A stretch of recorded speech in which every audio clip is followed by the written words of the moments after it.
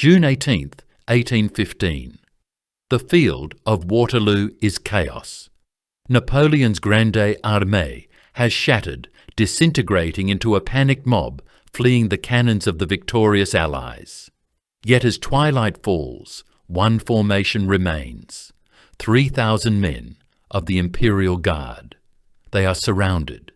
They are hopelessly outnumbered. They have no hope of victory. They form squares. This fight is no longer for victory. It is for honour. The story of the last guard begins not in the mud of Waterloo, but on the glittering, treacherous waters of the Mediterranean Sea. February 26th, 1815. The island of Elba, a tiny imperial prison for the man who had conquered Europe, watches as a small brig, the Inconstant, slips its moorings under the cover of darkness. On board is Napoleon Bonaparte. He is supposed to be under the watchful eye of the British Commissioner, Sir Neil Campbell. But Campbell is away in Florence. The escape has been planned with meticulous secrecy. He is not alone. He brings with him approximately 1,000, perhaps 1,100, loyal soldiers from his old guard, the men who had been allowed to follow him into exile. This is not an act of desperation. It is a precise, calculated gamble. He is betting his life, his legacy, and the future of France on a single conviction: that the nation wants him back. He lands near Caen on March 1st. The newly restored Bourbon monarchy, under the obese and gout-ridden King Louis XVIII, is weak. The king, who had spent the revolution in exile, had been installed by the Allied victors. He represents not the glory of France, but the humiliation of defeat, brought back, as the saying went, in the baggage train of the Allies. He sends an army south to stop the usurper. The command is given to Marshal Michel Ney, the bravest of the brave, a man who had earned his reputation in the fires of Napoleon's greatest victories. Ney, now serving the new king, makes a bombastic promise. He tells Louis he will bring Napoleon back to Paris in an iron cage. The two forces meet on March 7th, on the road near Grenoble. The Royal Army, the 5th Regiment of the Line, blocks the path. They raise their muskets. Their officers scream orders to fire. Napoleon orders his tiny force of guardsmen to lower their own weapons. He steps off his horse. He walks forward alone, his famous grey greatcoat unbuttoned, exposing the uniform beneath. He stands just 50 paces from the muskets of the men sent to kill or capture him. He waits.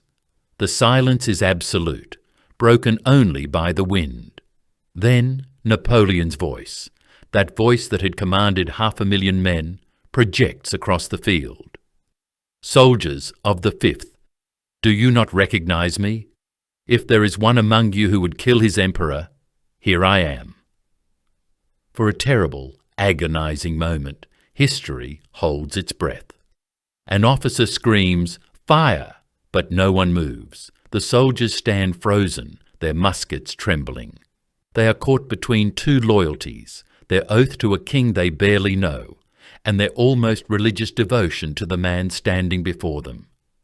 Then a single soldier lowers his weapon and shouts, "Vive l'Empereur!" It is a floodgate opening. The rigid line collapses. The soldiers run forward, tears streaming down their faces, not to arrest him, but to embrace him. They kneel. They kiss his hands. They chant his name. Marshal Ney, arriving soon after, sees the situation is lost. His army has defected without a shot. He too is caught in the wave. The man who promised an iron cage now bows before his emperor. The march to Paris becomes a triumphal procession. Regiments sent to stop him simply join his ranks. King Louis XVIII, realizing the game is lost and that his entire army has melted away, flees the city in a panic, barely escaping. On March 20th, 1815, just 20 days after landing on a hostile shore, Napoleon Bonaparte enters the Tuileries Palace and is once again the master of France. The eagle had returned. But this stunning bloodless coup was not a celebration. It was a declaration of war against the entire world. In Vienna, the great powers of Europe are gathered at a glittering congress, attempting to piece the continent back together after a quarter century of revolutionary and Napoleonic warfare. They are busy dancing, arguing over the fate of Poland and Saxony, and restoring the old monarchies. The news of Napoleon's return hits them like a physical blow. All arguments stop. All rivalries are forgotten. There is only one enemy. Metternich, Castlereagh, the Tsar of Russia, the King of Prussia. They are unified in an instant. This is not a political dispute. This is a personal vendetta. On March 25th, they sign a treaty forming the Seventh Coalition. They pledge to keep their armies in the field until Napoleon is, quote, placed beyond the possibility of exciting disturbances. They declare him hors-la-loi, an outlaw, an enemy of humanity. They commit to raising a combined army of over 700,000 men. Some estimates range closer to 1 million, to march on Paris from all directions and crush him, this time, for good. Napoleon knows his situation is desperate. He cannot win a war of attrition. He cannot fight all of Europe at once. The massive Austrian and Russian armies are weeks, perhaps months, away from mobilization. His only hope, his only strategy, is the preemptive strike. He must move fast. He must strike first. His targets are already gathering on his northeastern border, in modern-day Belgium. They are the two armies closest to him, the Anglo-Allied army under the Duke of Wellington and the Prussian army under the grizzled veteran Marshal Blucher. They are the most immediate threat. If he can drive his army like a wedge between them, catch them before they can fully concentrate and destroy them independently. If he can beat Blucher, then turn and beat Wellington. He might, just might, shatter the coalition's resolve and force a negotiated peace. He needs an army. He needs it now. He scrambles to rebuild the Grande Armée in the frantic period that would become known as the 100 Days. He recalls tens of thousands of veterans from their farms and villages, men who had fought and bled at Austerlitz, Wagram, and Borodino. These are the grognards, the grumblers, cynical, hard-bitten, professional soldiers who worship their emperor and know nothing but warfare. Alongside them, he issues new levies for conscripts, pulling in tens of thousands of young boys, some barely old enough to shave, who had only heard tales of the empire's glory. Many of these Marie-Louises had never fired a musket in anger. The result is the Armée du Nord, the Army of the North. It is a force of approximately 125,000 men. It is a dangerous, volatile mix. It is an army of seasoned, fanatical killers fused with terrified, untrained recruits. The command structure is equally flawed. Many of his greatest marshals are gone. Berthier, his indispensable, tireless chief of staff, the man who translated Napoleon's genius into logistical orders, is dead. Murat, his peerless cavalry commander, has betrayed him and is fighting his own lost cause in Italy. Davout, perhaps his most brilliant and steadfast organizer, is desperately needed as Minister of War to defend Paris. Napoleon is left with a compromised command. Soult, a capable general but a poor administrator, struggles to fill Berthier's shoes as Chief of Staff.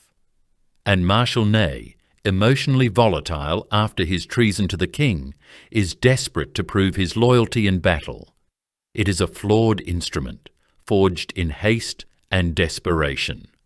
But Napoleon believes he has one element that compensates for all of it, one element that embodies the very soul of his empire, one force that can stiffen the spines of the conscripts and remind the veterans of their glory. He has his trump card, the men who never left him, the men who had followed him into the disgrace of exile and followed him back to the pinnacle of power. Napoleon knew he had one chance, one final roll of the dice, and he was betting everything on the men who had never, ever failed him, his Imperial Guard. To understand the cataclysm of 1815, you must first understand the Imperial Guard. They were not merely soldiers. They were a military priesthood, an icon, the living, breathing symbol of a new kind of power. They were the men who had torn down the old world. When they marched, they were the revolution itself, clad in the finest uniforms the empire could provide. They were the living embodiment of French glory, forged over a decade of continuous, brutal, and victorious warfare. The Guard was Napoleon's masterpiece, a force designed, meticulously crafted, for a single, defining purpose: to be held in reserve until the enemy's line was bleeding, exhausted, and wavering, and then to advance, inexorably, to deliver the final, decisive blow. The coup de grâce. The Guard was not a single entity. It was a miniature army unto itself, a perfectly layered organization that mirrored the structure of the empire. At the bottom, there was the Young Guard. These were the rookies, often the very best, tallest, and brightest conscripts of the year's levy, or proven, decorated soldiers promoted from the line regiments. They were serving their harsh apprenticeship in the elite, destined for glory, but expected to bleed for the privilege. Above them sat the Middle Guard, composed of hardened, grizzled veterans, the reliable core of the system. These were men who had survived multiple campaigns and earned their place through steadfastness. But at the absolute pinnacle, there was the Old Guard. These were the Immortals. These were the Grenadiers à pied de la Vieille Garde, and the Chasseurs à pied de la Vieille Garde, the Grenadiers and the Chasseurs, the legends. Their towering bearskin hats, adorned with polished brass plates, were recognized on every battlefield in Europe. They were the ultimate psychological weapon. You did not simply join the Old Guard. You were chosen. The criteria for entry were absurdly strict, designed to filter out all but the most perfect, proven soldiers from the entire French army. Candidates needed a minimum of 10, sometimes 12, years of continuous service. They had to have fought in at least 3, often 4, major campaigns. They were required to be literate so they could read and write their own orders. They needed a spotless disciplinary record, with citations for bravery being almost mandatory. And they had to be tall, physically imposing men, with grenadiers famously required to be at least 5 feet 10 inches, giants for an era when the average man was 5 feet 5. Think about what that selection process meant. This was not an army of young, hot-headed men. These were survivors. These were the men who had marched into the furnace and walked out. They were grizzled professionals, most in their 30s and 40s. Men who had seen the deserts of Egypt, who had shivered in the snows of Austerlitz, who had plugged the gap at Eylau, who had broken the lines at Wagram, and who had returned time and time again. They were the 1%. They were the men who could not be broken. The rewards for this elite status matched the prestige. A private in the Old Guard held a rank equivalent to a sergeant in a regular line regiment and was paid accordingly. Their uniforms were the finest in the army. Their food rations were consistently better. Their wine was more plentiful. They were, in effect, a separate privileged class, a military nobility based not on blood, but on merit and survival. They were quartered near the emperor, served as his personal bodyguard, and were given the unique privilege that defined their status. They earned the nickname Les Grognards, the Grumblers. It was a deeply affectionate nickname, born from the legend that they were the only men in the entire Grande Armée permitted to complain, to grumble about the food, the weather, or the endless marching, sometimes even directly to the emperor himself, without fear of punishment. This was revolutionary. It fostered an unbreakable personal bond between them and Napoleon. He was not just their general, he was their pair, their father. He knew many of them by name. He would walk among their campfires, pulling ears and asking after their families. They, in turn, were his children, his old moustaches. They would follow him into the mouth of hell. They would die for him, and he knew it. But here is the critical distinction, the fact that explains the entire tragedy of Waterloo. The Guard was not a front-line shock troop. They were not wasted on breaking minor defences. They were Napoleon's ultimate strategic reserve, his final argument of kings.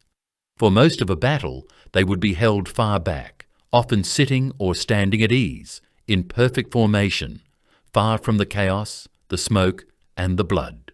They would just watch. Their very presence was a weapon. The line infantry, bogged down in desperate fighting, would look back over their shoulders. They would see the forest of bearskin hats waiting, and they would find new strength, knowing that the emperor had not yet played his final card. Enemy commanders, likewise, would look through their telescopes. They would see that same terrible, static formation. And they would know, with a cold dread, that the real battle had not even begun. They would be forced to hold their own reserves back, terrified of the moment when the Guard would finally advance.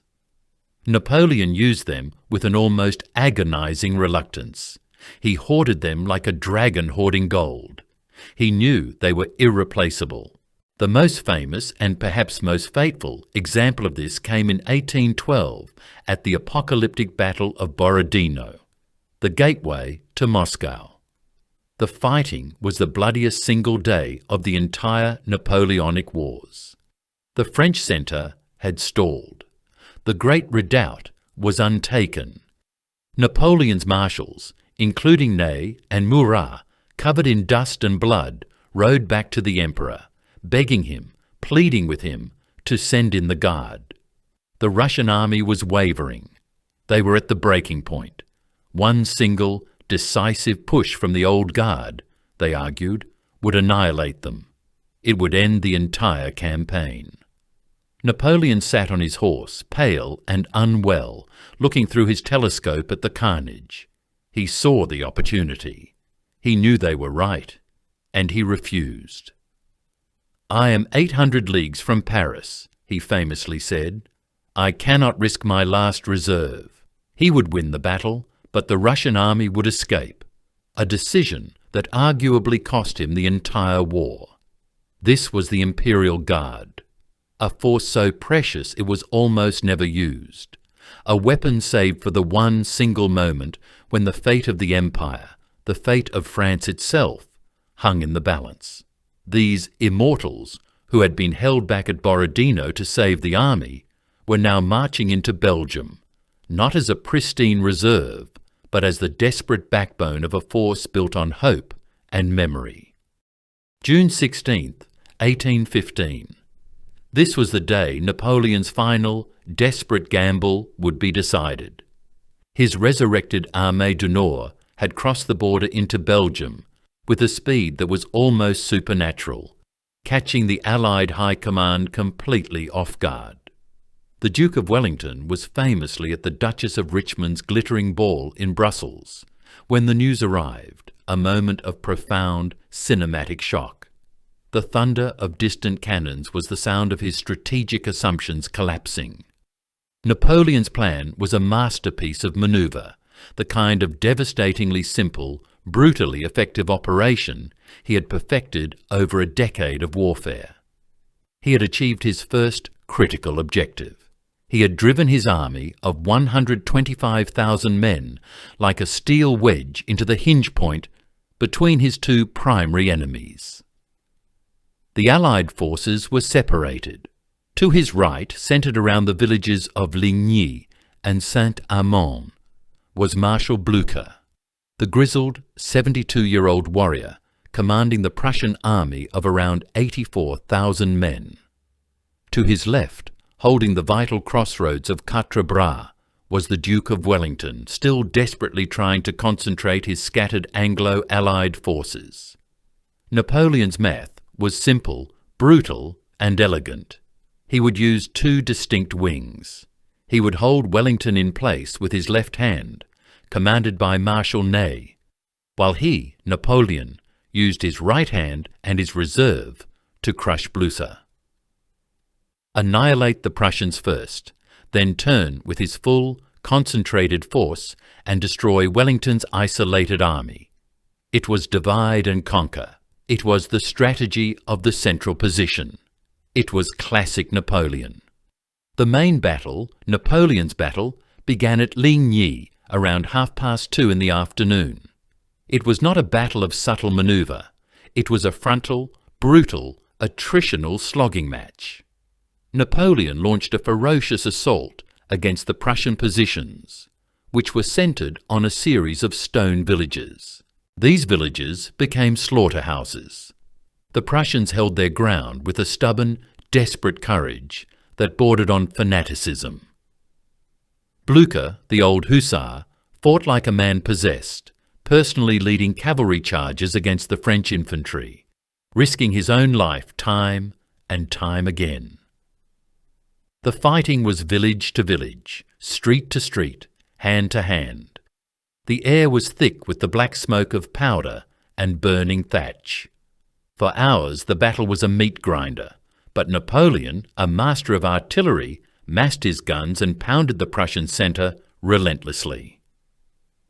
As evening approached, the Prussian line was exhausted, bleeding from every pore and at the absolute breaking point. This was the moment Napoleon lived for. This was when he played his trump card. He unleashed his reserve. He sent in the middle guard. The towering bearskin hats of the grenadiers advanced into the twilight, drums beating the pas de charge. They were unstoppable. They hit the exhausted Prussian line like an iron hammer shattering rotten wood. The line shattered. The Prussian army broke and fled into the darkness. Blucher himself was caught in the rout, his horse shot from under him, wounded and trampled. He was nearly captured by French cavalry, saved only by the darkness and the ferocious loyalty of his aide-de-camp. By 9 p.m., the Prussians were streaming from the field.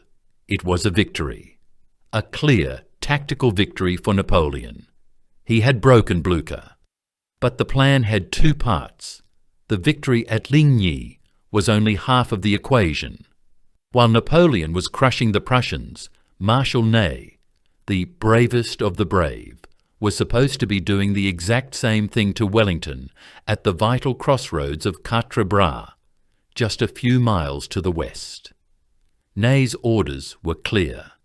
Seize the crossroads, prevent Wellington from sending any aid to Blucher, and if possible, destroy his vanguard. But Ney, who was perhaps feeling the immense pressure of his recent treason to the Bourbons, hesitated. He was cautious when he needed to be bold.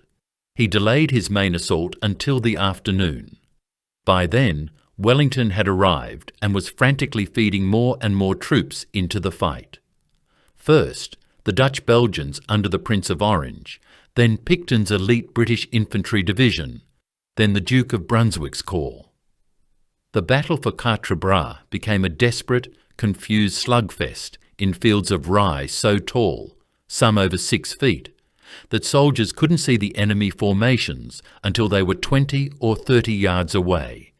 It was a battle of ambushes and point-blank volleys. Ney, realizing his error too late, reverted to his old ways. He launched desperate, uncoordinated frontal cavalry charges. The magnificent French cuirassiers charged again and again, only to be cut to pieces by the steadfast British infantry squares, who held their ground in the tall corn. The British held the crossroads, just barely. Wellington had been badly mauled and he had been stopped, but he had not been broken. Ney had failed to destroy him, and crucially had failed to seize the crossroads. But the true disaster of the day, the moment that arguably cost Napoleon the entire campaign, the pivotal error that haunts French history, was happening between these two furious battles. It was the phantom march of the First Corps. The Count d'Erlon commanded 20,000 fresh elite infantry. 20,000 men. This was the largest single corps in the entire Armée du Nord. They were Napoleon's anvil, Ney's hammer. They were the force that was meant to guarantee victory, and they fought for neither. Through a catastrophic, almost farcical series of bungled, contradictory orders, d'Erlon's corps spent the entire afternoon of June 16th marching. Napoleon, seeing the Prussians waver at Ligny, sent an order for d'Erlon to march east and strike Blücher's exposed flank, a move that would have annihilated the Prussian army. But as they began this manoeuvre, a frantic, contradictory order arrived from Marshal Ney, demanding they return west to help him at Quatre Bras.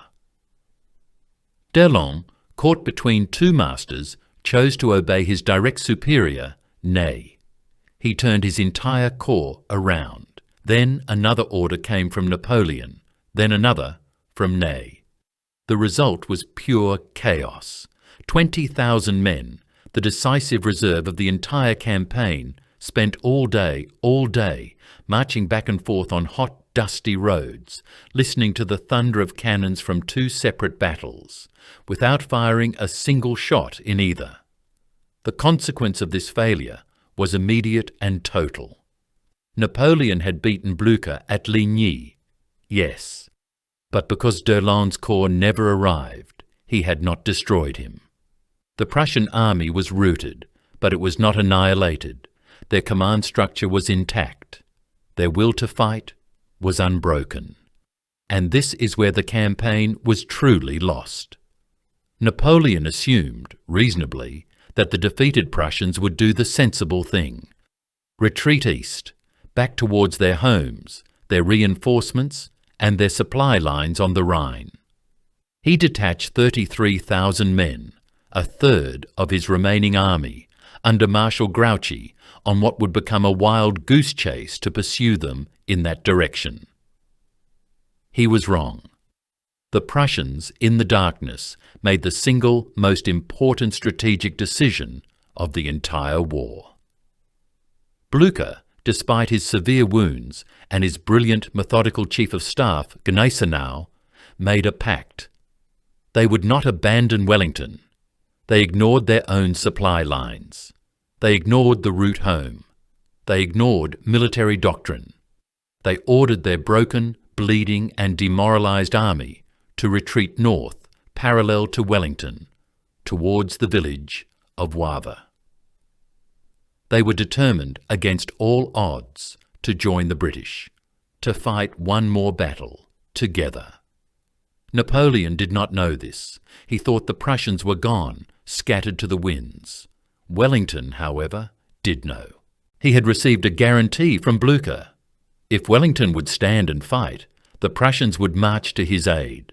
And so, Wellington, now knowing his Prussian ally was still in the game, had his breathing room. He pulled his own battered army back from Quatre Bras, methodically, professionally, daring Ney to attack. He fell back to a low ridge he had scouted months before, a seemingly unremarkable ridge just south of a sleepy village named Waterloo. The night of June 17th, 1815, was an apocalypse of water. A torrential, biblical thunderstorm, one of the worst in living memory, had lashed the fields of Belgium, turning the rich, fertile countryside into a quagmire, an ocean of deep, clinging, glutinous mud. Wellington's army, having completed its retreat from Quatre Bras, spent that night not sleeping, but enduring. They lay in the open fields of rye along their chosen ridge, soaked to the bone, chilled, miserable, with no fires allowed. The rain hammered down, turning their musket primers into useless paste.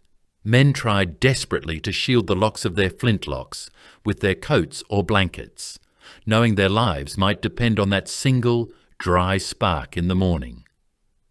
They were a polyglot army of approximately 68,000 men, a patchwork of British redcoats, Dutch and Belgians, Hanoverians, King's German legionnaires, and Brunswickers.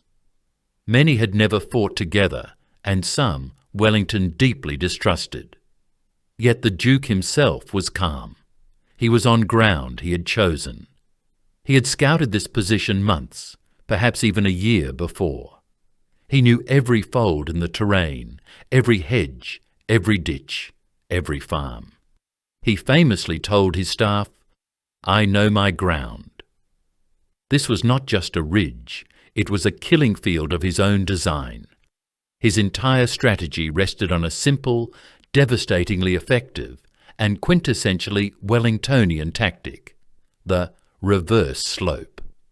Napoleon's entire system of war, the engine of his victories, was built on one primary weapon, the Grande battery.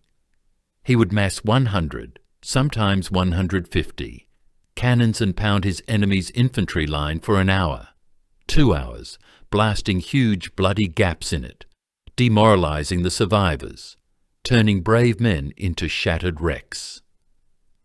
Then he would send in his massive infantry columns to break the weakened line. Wellington, having faced this in Spain, decided he would simply not play. He positioned the vast bulk of his army behind the crest of the ridge. They were hidden. They were invisible. They were almost completely protected from the plunging fire of the French cannons. Napoleon, on the opposing ridge, would have almost nothing to shoot at. He would be wasting his precious ammunition, his cannonballs, fired at an upward angle, whistling harmlessly over the heads of the waiting Allied infantry, and burying themselves uselessly in the mud beyond. The French would be forced to attack uphill, blind, into the clinging mud, against an enemy whose numbers, disposition, and true strength were a complete mystery. They would have to climb that long muddy slope, disorganized and breathless, their own columns disrupted by the terrain, only to have tens of thousands of fresh, untouched British and Allied infantry rise from the ground, as if from the grave at the last possible second, to deliver a perfectly controlled, point-blank volley directly into their faces. It was a trap, a perfectly engineered trap, but a defensive line, even a brilliant one, needs anchors. It cannot be outflanked. On his far right, protecting his line of retreat to the sea, Wellington had the Château d'Hougomont. This was not just a farm, it was a self-contained fortress, a stone chateau, a high-walled garden, a chapel, and a thick wood. It was a complex of interlocking strongpoints. Wellington knew this was the key to his right flank, and he packed it with his very best troops, the light companies of the British Guards, supplemented by hardened Nassau and Hanoverian riflemen. Hougomont was the stone fist of his army, a breakwater designed to suck in, disrupt, and bleed dry tens of thousands of French troops. In the dead centre of the line, sitting astride the main Charleroi to Brussels road, was the true linchpin of the entire position, the simple, unassuming brick farmhouse of La Haye-Sainte.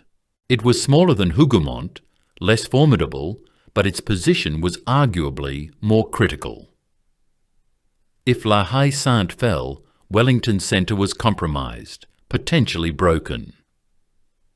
He entrusted its defence to the King's German Legion, tough, professional German exiles who had fought for Britain for years and held a bitter, personal hatred for the French. They were, crucially, armed not with standard Brown Bess muskets, but with the deadly, accurate Baker rifle. Across the valley, perhaps a mile away, Napoleon stood on his own, slightly lower ridge near the inn of La Belle Alliance. He commanded roughly 72,000 men. Unlike Wellington's mixed force, His was a homogeneous, veteran, all-French army, burning with a frantic, almost manic energy. They had rage. They had revenge. They believed themselves invincible with their emperor at their head. But as the sun rose on June 18th, Napoleon could see nothing. Wellington had, in effect, vanished. He saw the fortress of Hougoumont. He saw the small farmhouse of La Haye Sainte. He saw a thin screen of skirmishers spread out along the crest. But the main army? It was gone. It was infuriating. He dismissed Wellington as a sepoy general, a term of contempt for British officers who had served in India. He assumed Wellington was a bad general who had placed his army in a poor position. He completely misread the tactical brilliance of the reverse slope. And then there was the mud. The ground was a swamp. Napoleon, an artilleryman to his core, knew he could not attack. His beloved cannons, his primary weapon, were neutralized. The heavy iron balls would not bounce, that deadly ricochet that was essential for maximizing casualties. They would just thud into the soft, wet earth and stop, uselessly. He had no choice but to wait. He waited for the ground to dry. He waited for hours. He paced. He fretted. He delayed the attack until 11:30 in the morning. It was a fatal delay, because as he waited, as the sun climbed higher, as the ground slowly began to dry, somewhere to the east, Marshal Blucher's Prussians were marching. They were beaten. They were wounded. They were exhausted. But they were coming. And in the rear of the French line, held back as the ultimate insurance policy, the ultimate weapon, waited the Imperial Guard. Perhaps 15,000, perhaps 19,000 men. The numbers are debated. They stood in perfect, silent ranks, their towering bearskin hats a forest of black. They were the immortals, the men who had decided a dozen battles. They were waiting for Napoleon's signal, the signal that would mean the battle was won, and it was time for them to advance and deliver the killing blow. The battle, delayed by the mud, finally began around 11:30 in the morning. It opened not with a grand manoeuvre, but with a bloody, diversionary assault on the Château d'Hougoumont, the fortress on Wellington's right. Napoleon intended this as a feint, an attack designed to draw Wellington's reserves away from the centre. He sent his brother Jérôme's division, expecting them to tie down a few thousand Allied troops. But the British Guards holding the chateau were, like the French Guard, an elite. They would not break. The fight for Hougoumont became a battle within a battle, a vortex of violence that would last for 8 hours, sucking in not just Jérôme's division, but over 12,000 French soldiers in futile, bloody and ultimately pointless assaults against the stone walls. While this inferno raged on the right, Napoleon prepared his real, main attack. This was the hammer blow, aimed directly at Wellington's seemingly weak left centre.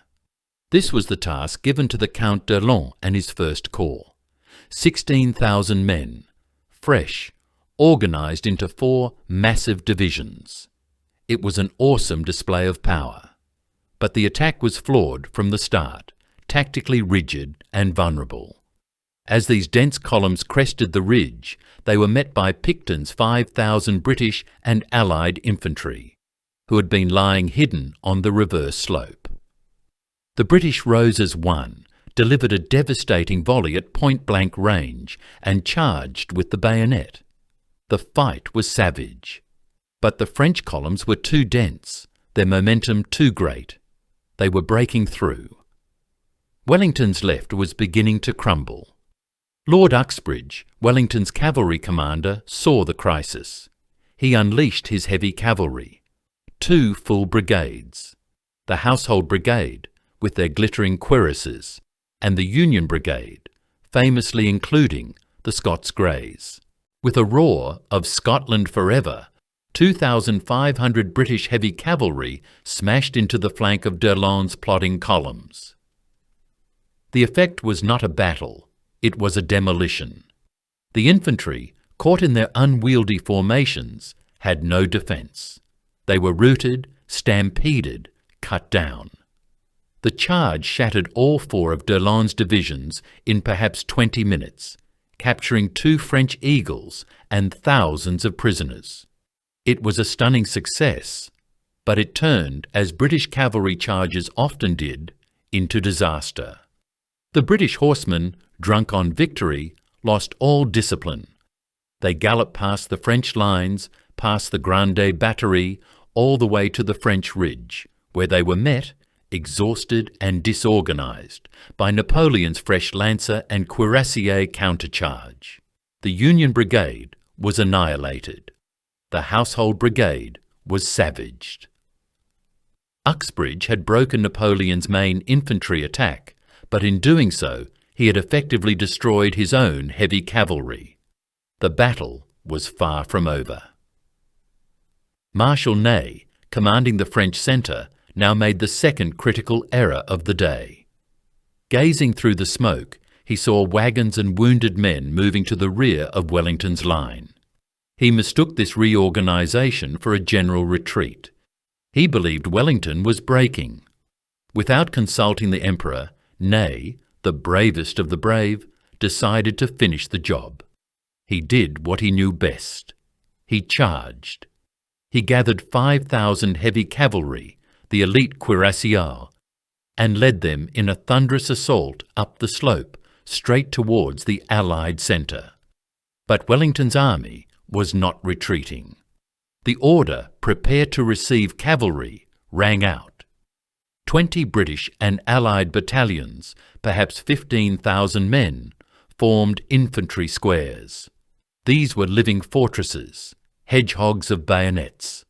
The French cavalry, the finest in the world, crashed against them. It was a scene from a nightmare. The cuirassiers swirled around the squares, firing carbines trying to find a gap. The British infantry stood firm, firing controlled volleys into the dense mass of horses and men. Ney, frantic, threw in more cavalry, and more. For almost 2 hours, wave after wave of French horsemen, cuirassiers, dragoons, lancers, the elite chasseurs of the Guard, a total of perhaps 10,000 cavalry, perhaps 12,000, were hurled against the squares. They broke themselves on that unyielding ridge. The horses, exhausted by the mud and the uphill charge, refused to impale themselves on the bayonets. The attack was brave, it was magnificent, and it was a complete, catastrophic failure. Ney had single-handedly destroyed the French cavalry, one of Napoleon's 3 key assets, for no gain. While Ney was wasting his horsemen, the real crisis of the battle was unfolding, almost unnoticed. Around 4:30 in the afternoon, Napoleon, watching the futile charges from La Belle Alliance, saw a new dark mass moving in the woods to his far right, near the village of Plancenoit. He raised his telescope. His staff was electrified. Was it Grouchy? Was it the 33,000 men he had sent to chase the Prussians? It must be Grouchy.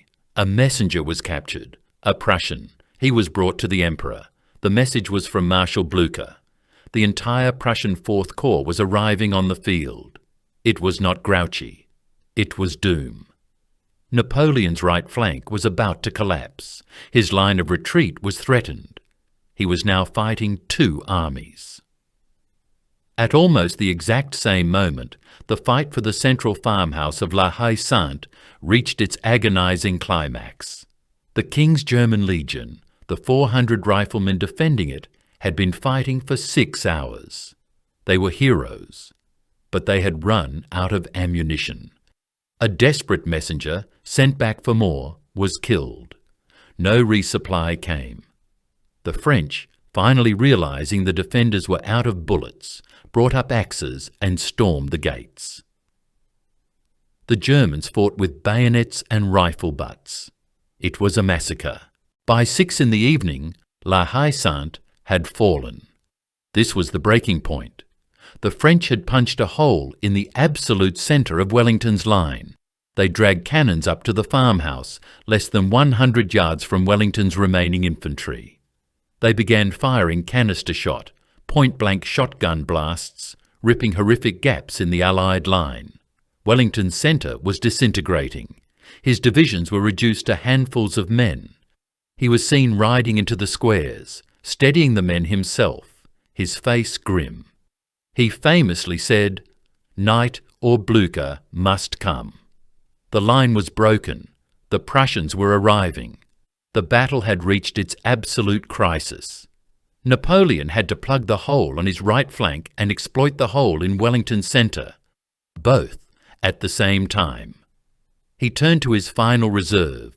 He had one last card to play: the Guard. The crisis was absolute. It was past 7 o'clock in the evening, and the Allied army was dying on its feet. Wellington's centre, following the catastrophic fall of the La Haye-Sainte farmhouse, was not just broken. It was disintegrating. French light artillery batteries, dragged up by hand through the mud, had unlimbered in the captured orchard. They were now firing enfilade, sideways, down the remaining Allied line. They were firing canister shot at point-blank range. This was not artillery bombardment. It was a massacre.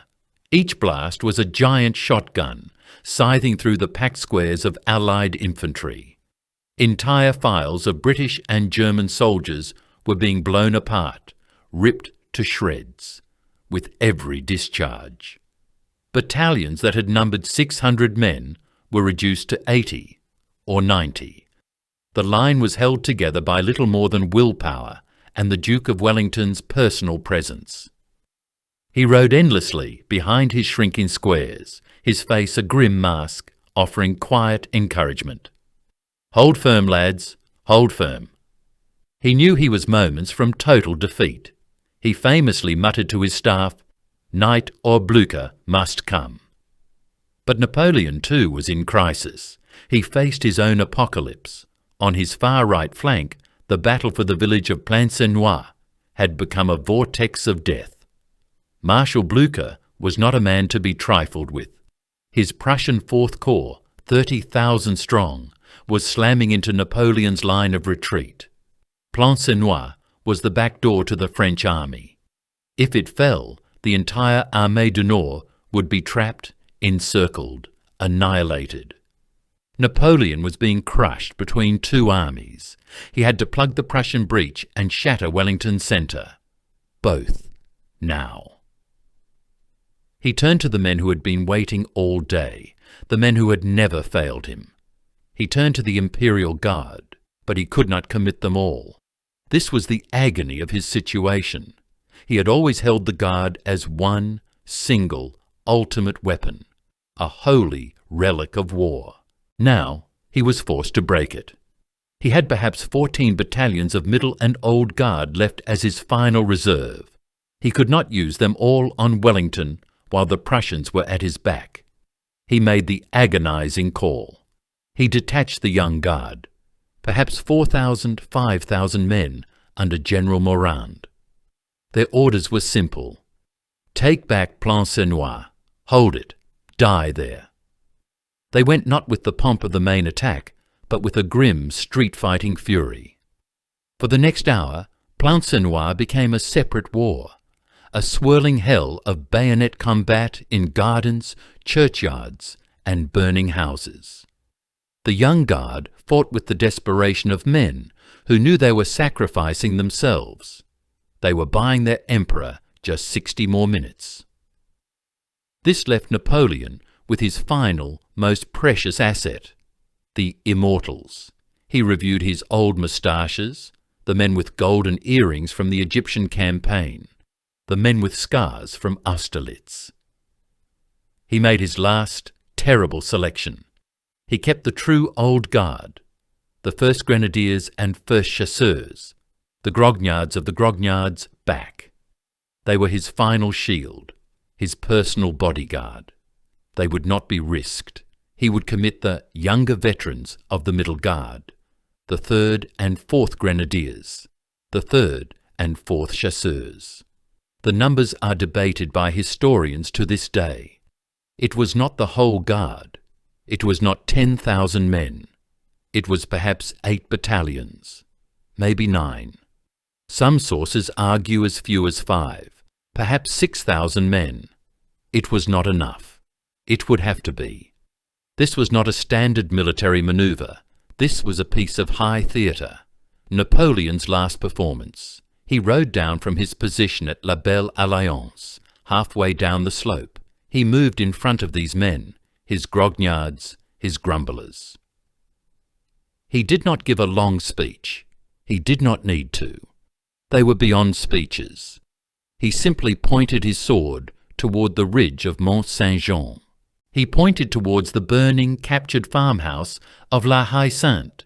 He pointed towards the shredded, wavering, bleeding line of redcoats. He was asking them, his children, to walk into that furnace and save his empire. And they went. The command rings out, La Garde au feu, the guard to the fire. They are led by the bravest of the brave, Marshal Ney. Ney is a man possessed. He is on his 5th horse of the day, his uniform torn, his face black with powder, his golden epaulettes ripped. He leads them on foot, a Marshal of France, reduced to the rank of a common grenadier, screaming for victory or death. The Guard does not run. They advance. The drums of the Guard, the most feared sound in Europe, beat the pas de charge, that frantic, accelerating rhythm that signals the end. The entire Armée du Nord, the exhausted cavalry of Ney's failed charges, the shattered infantry of d'Erlon's corps, everyone who is still alive. They stop. They stop fighting. They stop retreating. They just watch. La Garde avance. The cry goes up, spreading across the entire 3-mile front. The Guard advances. This is the moment. The Emperor has unleashed his thunder. The battle will now be won. They advance not in the thin lines of the British, nor in the massive, unwieldy columns that d'Erlon had used, and which had been savaged by British cavalry. They advanced in 5 dense columns, or rather, columns deployed as battalion squares, arrayed in echelon, one slightly behind the other, like steps. This formation was a compromise. It was dense enough to have shock value, but theoretically flexible enough to deploy into line or defend against cavalry. It was an awesome, terrifying sight. A wave of dark blue, red epaulettes and towering bearskin hats, nearly 2,000 yards wide, moving as one man. They were magnificent, and they were marching into the valley of death. The ground was not just mud. It was a literal carpet of corpses. They had to march over the wreckage of Ney's 10,000 failed cavalry charges, the bodies of men, and worse, the thousands of screaming, wounded horses that blocked the path. They climbed over their own dead. They marched through the clinging, ankle-deep soup of soil and blood. They marched straight into the mouth of Wellington's remaining cannons. The Allied artillery, seeing the bearskins coming, had been waiting for this. They switched from round shot to canister. The guns became giant shotguns, firing hundreds of musket balls with every blast. The sound was not a boom. It was a terrifying rip, a tearing of the air. Horrific gaps were torn in the front ranks of the Guard. Men were scythed down in groups of 10 and 20. The squares, or columns, behind simply stepped over their comrades. They closed ranks. They did not slow down. They did not waver. They did not even flinch. Their officers marched in front, swords at the salute, refusing to run, refusing to duck, as if on parade. This was the Imperial Guard. They did not believe they could be killed. They marched on, up the muddy slope, past the burning, smoking ruins of La Haye-Sainte, straight towards the weakest point in Wellington's line. They were aimed at the seam, the hinge between Maitland's British Guards and Adams' Light Brigade. The Allied line was paper-thin. Wellington, seeing them come, knew this was the end, one way or another. He rode behind his men, his voice calm. "Hold firm, lads," he said. "Hold firm." His infantry, who had been lying down on the reverse slope for 8 hours, were exhausted, half-deafened, and terrified. They had survived artillery. They had survived cavalry. And now, this. The Guard reached the crest of the ridge. They expected to find a broken, panicked militia. They expected to see an army in rout. Instead, they found Wellington's elite. The lead column of the Middle Guard, the 3rd Grenadiers, finally reached the summit of the ridge. They had marched for 15 agonizing minutes, uphill, through deep, clinging mud, climbing over the horrific, mangled wreckage of their own cavalry. The air was thick with the acrid smoke of black powder, stinging their eyes and choking their lungs. Allied cannons firing canister at this range had torn bloody, obscene lanes through their ranks, but they closed up, as they always did. They were the Guard. They were the Grenadiers. They reached the crest, breathless, powder-blackened, ready to deploy their devastating volley and sweep away the last wavering remnants of Wellington's shattered line. They expected to find nothing, just an empty slope, or perhaps a few broken, wavering battalions of panicked militia, men who would flee from the very sight of their towering bearskin hats. For a fraction of a second, there was only a stunned, terrible confusion. Where was the enemy? The Duke of Wellington himself, positioned on his horse Copenhagen just behind the line, had been watching their agonizingly slow, magnificent advance. He had placed his finest infantry, General Maitland's brigade of 1,500 British Foot Guards, here, and he had given them a single, terrible, and brilliant order: lie down. For hours these men had been lying flat on their bellies in the mud, completely hidden by the tall corn and the geographic phenomenon of the reverse slope. They had listened to the battle rage below them. They had endured the ricochet of stray cannonballs passing inches over their heads. They were the anvil, waiting for the hammer. Wellington watched the French column stop, disoriented, at the crest. He let them advance a few more paces, their officers trying to deploy them into a firing line.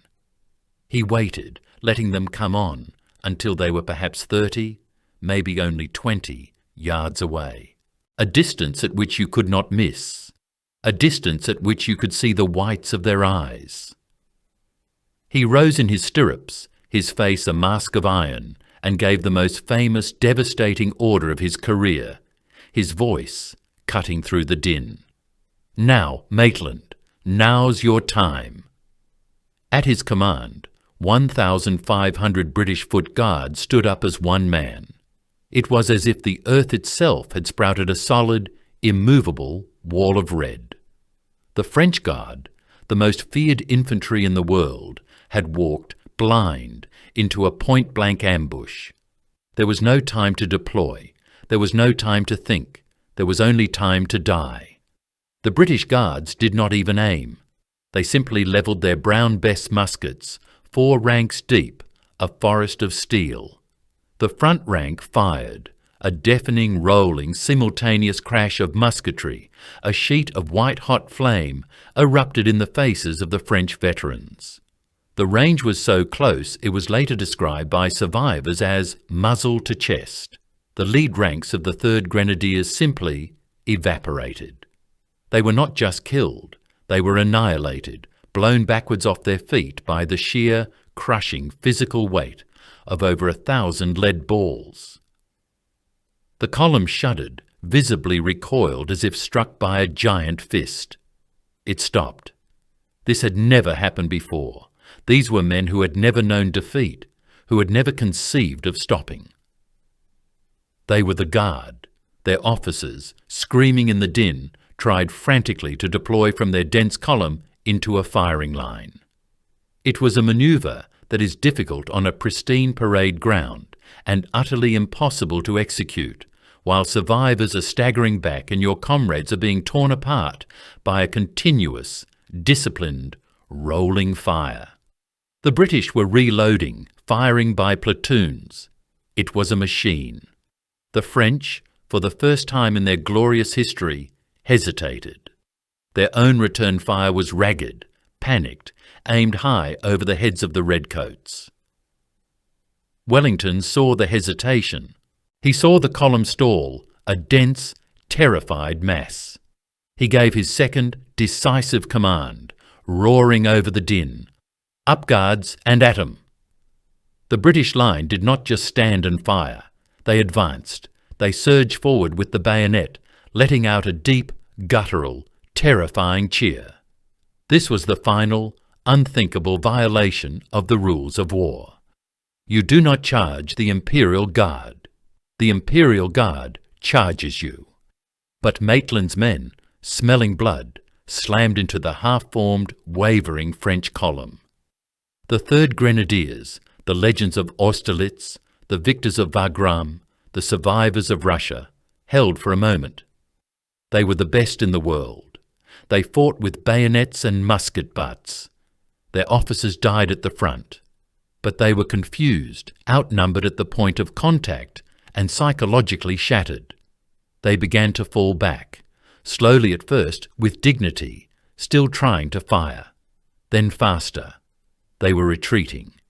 As the first column broke, the second column of the Guard, the 4th Chasseurs, was just arriving on their left. They too crested the ridge, marching into the same deadly trap. But their fate would be sealed not from the front, but from the flank. Sir John Colborne, a brilliant, independent-minded officer commanding the 52nd Light Infantry, had been watching. His regiment was posted further down the ridge, in the very line the Guard was trying to break. He was a veteran of Sir John Moore's reforms. He was trained to think, not just to obey. He saw the main Guard attack passing his front, focused entirely on Maitland's men. He saw their left flank was completely, totally exposed. This was a violation of his orders. He was supposed to just stand there. He did not wait for permission. Colborne made the decision that would win the Battle of Waterloo. He screamed at his men to wheel the entire regiment. It was a breathtakingly dangerous, brilliant manoeuvre, executed under fire. He turned his whole line 90 degrees, forming a new line perpendicular to the French attack. He exposed his own flank to the rest of the French army to seize this fleeting opportunity. The 52nd advanced, not on the Guard's front, but directly into their side. The 4th Chasseurs had no idea what was happening. They were marching forward to support their comrades, and suddenly their entire left side erupted in fire. 1,000 British light infantrymen, some armed with deadly Baker rifles, were pouring volleys directly into their unprotected flank. It was an enfilade. The column was not just attacked, it was being farmed. Caught between Maitland's Guards to their front and Colborne's 52nd on their flank, the Chasseurs dissolved. This was the end.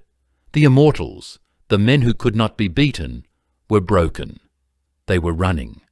They were streaming back down the hill, disorganized, terrified, beaten. And then the entire French army saw it. This was not a rumour. This was not a tactical withdrawal. The bearskin hats were coming back down the slope, not as a disciplined formation, but as a routed mob. A single, horrified cry was picked up by 10,000 throats and echoed across the 3-mile front from the burning ruins of Hougoumont to the carnage at Plancenoit. La Garde recule, the Guard retreats. La Garde recule. It was a sound of pure, existential despair.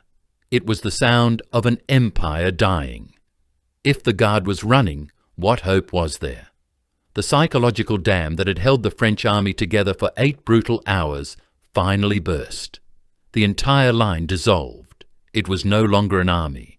It was a stampede. Soldiers threw down their muskets, tore off their equipment, and ran for their lives. The cry changed. Sauve qui peut, save himself who can. Wellington, high on the ridge, seeing the final, total collapse, rose in his stirrups, took off his bicorn hat, and waved it forward. It was the signal for the general advance. His entire line, which had endured so much, finally surged forward, not as an army, but as an avenging tide, to finish the work. The great Armée du Nord was no longer an army. It was a deluge of pure animal panic. Tens of thousands of men, reduced to a single, screaming, incoherent mob, swept backward off the ridge of Mont Saint-Jean, abandoning their duty, their comrades, and their emperor. They were a torrent of terror, throwing away their muskets, their shakos, their heavy packs, running from the screaming British cavalry that now plunged into their disintegrating ranks, sabres rising and falling. The cry that had begun as a whisper, La Garde, recule, had become a universal, guttural roar of despair. Sauve qui peut, save himself who can. The greatest army Napoleon had ever commanded, the instrument of his final, desperate hope, had ceased to exist in the space of perhaps 30 minutes. It was over. But in this ocean of terror, this absolute collapse of human order, 2, perhaps 3, small islands of discipline remained. They were rocks in the surging tide of fugitives, standing firm as the chaos of their own army washed past them. They were the Old Guard. These were not the Middle Guard battalions who had made the fatal charge. These were the true immortals, the first grenadiers and the first chasseurs, the men who had not been committed, the final reserve of the final reserve. They had watched their younger comrades in the Middle Guard go up that hill. They had watched them break. They now watched the entire army dissolve. And they did not run. They stood. They formed square. It is one of history's most profound tactical ironies, the perfect dark mirror to the British thin red line legend. Decades later, at Balaclava, the 93rd Highlanders would achieve immortality as the thin red line, because their commander, Sir Colin Campbell, refused the order to form square against a Russian cavalry charge. He had the confidence in his men, his superior rifles, and his narrow front to meet the charge in a simple line, 2 ranks deep. It was an act of supreme, calculated audacity. But this was not Balaclava. This was the inverse. This was the nightmare scenario. The Guard was not on a ridge, holding a narrow pass against a disorganized charge. They were on an open, muddy plain, a vast, flat killing field, swarmed from 360 degrees by the entire victorious, screaming, vengeful Allied cavalry. British household dragoons, Prussian hussars, Dutch carabiniers, all thundering across the field. In this hurricane of horsemen, a line was not brave. It was suicide. A line would be rolled up and annihilated in 30 seconds. For these men, in this moment, the square was the only formation, the only doctrine, the only hope left. It was the final, defiant page in the textbook of Napoleonic warfare. 2, perhaps 3, battalions of the Old Guard, the 1st Grenadiers and the 1st Chasseurs, rallied from the chaos. These were the true grognards, the men of Austerlitz, the men of Wagram, perhaps 2,000 men in total, perhaps as few as 1,500. The exact numbers are lost to the twilight and the panic. Commanded by generals like Petit, Michel, and Cambronne, they formed these final squares as calmly as if on the parade ground at the Cours des Invalides in Paris. They became small, defiant islands of discipline in an ocean of terror. The tide of their own panicked army flowed around them, screaming at them to run. They did not run. They stood. They waited. The Allied cavalry, seeing these last pockets of resistance, these last knots of defiance, descended like wolves. They charged, and charged, and charged again, 10 times, 12 times. The squares held. They became living fortresses. The front rank would kneel, a bristling hedge of bayonets angled outwards. The rear ranks would fire controlled, disciplined volleys into the mass of horsemen. The horsemen would gallop up, fire their pistols or carbines, try to find a gap, only to have their horses shy away from the wall of steel. The squares were impenetrable. The cavalry would break around them like water around a rock, reform, and charge again, only to be met by another crashing volley. The squares were not fighting to win. They were fighting to die. Their fight was no longer for the empire. That was lost when the middle guard broke on the ridge. This fight was for him, for the emperor.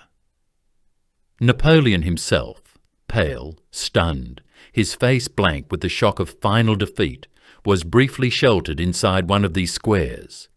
It was the 2nd Battalion of the 1st Grenadiers, commanded by General Petit. They were his human shield, the last barrier between the master of Europe and a humiliating capture on the field of battle. His generals, seeing him inert with despair, perhaps contemplating suicide by riding into the enemy, finally seized his bridle. Soult and Bertrand, his loyal aides, physically forced him onto a horse. "Sire," they begged, "the enemy is victorious. You must not be taken." They dragged him from the field, protected by the fading light and the sacrifice of his men. And the guard stood and fought to cover his escape. They were buying him minutes, perhaps 20, perhaps 30. Every volley they fired, every cavalry charge they repulsed, was another few yards of distance for the emperor's carriage, fleeing on the road to Charleroi. This was their final purpose. They were not soldiers anymore. They were a sacrifice. They were a delay. As the Allied infantry and artillery finally caught up, the end came not with a cavalry charge, but with methodical, industrial slaughter. The squares were immobile. They were perfect targets. Allied cannons were unlimbered just 50 yards away. They did not fire round shot. They fired canister. The guns became giant shotguns, firing tins packed with hundreds of musket balls. The squares shrank. They were blown apart, piece by piece, man by man. But they never broke. The men simply died where they stood, closing ranks over their fallen comrades until the formations were just small, bloody knots of men, still loading, still firing, still defiant. Darkness was falling on the field of Waterloo. The battle was over. The Armée du Nord was a torrent of fugitives streaming south, pursued by the relentless thunder of Prussian cavalry. But in the middle of this chaos, one final square of the old guard remained. It was a small, bloody island of defiance in a sea of defeat. It was the 1st Chasseurs, or perhaps the 1st Grenadiers. The accounts are confused, lost in the smoke and the twilight. They were surrounded on all sides. British cavalry swirled around them, frustrated, their horses shying from the wall of bayonets. Allied artillery, having advanced, was now unlimbering at point-blank range, ready to finish the work. The killing was senseless now. The battle was won. A British general, likely Charles Colville, who commanded the 4th Division, rode forward. He was a veteran of the Peninsular War, a man who respected the codes of combat. He admired their courage. He did not want to be the butcher of these last brave men. He raised his hand, his voice hoarse, calling for a parley. The cannons briefly fell silent. He shouted across the gap, his voice carrying in the sudden, eerie quiet that now descended upon the field, punctuated only by the distant screams of the pursued and the groans of the wounded. "Brave Frenchmen," he called out, "surrender! Your emperor is fled. The battle is lost." The commander of that final square, the man who would become the symbol of this moment, was General Cambronne. What happened next, or rather, what was said to have happened next, would become one of France's most potent, most powerful, and most contested legends. The story, the one that would be carved onto monuments, the one that would be taught to French schoolchildren for a century, is pure romantic tragedy. Cambronne, his face black with powder, his uniform torn, is said to have drawn himself up to his full height.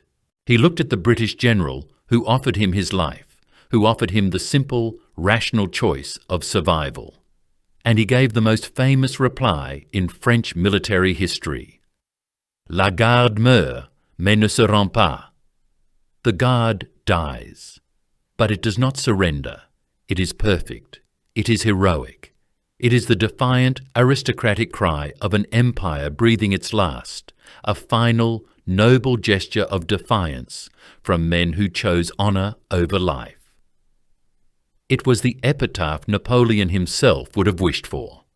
But there is another story, a shorter, more vulgar and perhaps more human story. This version, whispered by veterans in taverns, the version that the great writer Victor Hugo would later immortalise in Les Misérables, claims Cambronne offered a different reply. It was not a poetic phrase, it was not a line for the history books, it was a single, guttural, explosive syllable, a word that perfectly captured the frustration, the anger, the sheer, bloody-minded soldierly defiance of a man who had nothing left to lose and was about to be annihilated by cannon fire. He simply looked at the British, who had won everything, and shouted, "Merde! Shit!" This too became a legend. It was the reply of the grognard, the grumbler, the raw, earthy and perfectly understandable final word of a professional soldier at the end of the line. It was the defiance not of a poet, but of a man. So which story is true, the noble, poetic phrase or the defiant, vulgar monosyllable? History, as it so often does, spoils both good legends. The historical reality is almost certainly that General Cambronne said neither. In fact, he was not in command of that final, defiant square when it met its end. The records, including Cambronne's own, show that he had been wounded earlier in the fighting, struck by a bullet or a piece of shrapnel that shattered his face near the eye and was knocked unconscious from his horse. He was found, bleeding and semi-conscious, not by a general, but by men from Colonel Hugh Halkett's King's German Legion Brigade. Halkett himself, seeing a French general staggering, rode him down. Cambronne surrendered. He was, indisputably, a prisoner of war before this famous final exchange ever took place. He was disarmed, wounded, and already being marched to the rear while the men he supposedly led in that last defiant stand were being systematically destroyed by canister shot. So if Cambronne didn't say it, who did? Perhaps General Michel, who was killed with the Guard. Perhaps no one. The truth is, the phrase was too perfect to be lost to mere fact. The Guard dies, but does not surrender, was almost certainly invented by a French journalist named Nicolas Joseph Arsène Rougemont, who published the phrase just days after the battle. It was too good, too perfect, too defiant not to be true. It instantly captured the public imagination. France, humiliated, beaten, occupied by foreign armies and facing its second harsher Bourbon restoration, desperately needed a symbol of its lost honour. The Guard's failure, the attack of the Middle Guard on the ridge, was a moment of national trauma. But the Guard's death, the suicidal stand of the old Guard squares, could be redeemed as a symbol of glory. The phrase, "the Guard dies but does not surrender," was not a report. It was a necessity. It was the defiant soul of France, refusing to bow even in total defeat. The British had their memory of Waterloo. They had Wellington, calm on the ridge. They had the image of the thin red line, a story of stubborn, practical, and victorious defence. The French memory is the opposite. It is not about victory. It is about glorious failure. It is about the panache of the Imperial Guard, choosing honour over survival, defiance over submission. The myth, as it always does, became the reality. It was carved in stone. It was taught to children. Cromwell's head ended on a spike. The 93rd Highlanders became a legend of stubborn defence, but the Old Guard, through this legend, became immortal. In the end, the thin red line held. It became a symbol of stubborn, victorious defence, the bedrock of an empire. The last squares of the Imperial Guard, by contrast, were broken. They were annihilated by cannon. They were crushed by cavalry. They failed. But their sacrifice was not in vain. In those final, desperate 30 minutes, they bought their emperor his freedom. They allowed Napoleon to escape the field, rather than suffer the ultimate unthinkable humiliation of capture at the hands of Wellington or Blucher. They were a shield, a willing, human sacrifice that allowed the symbol of their era to flee into the darkness. They wrote the final, bloody, defiant chapter of the Grande Armée. These were the immortals, the grognards, the men who had marched on every capital in Europe, and in their final, impossible stand, facing an entire victorious army, surrounded by the wreckage of their empire, they achieved in death the one single thing that total defeat could never take away. They achieved glory.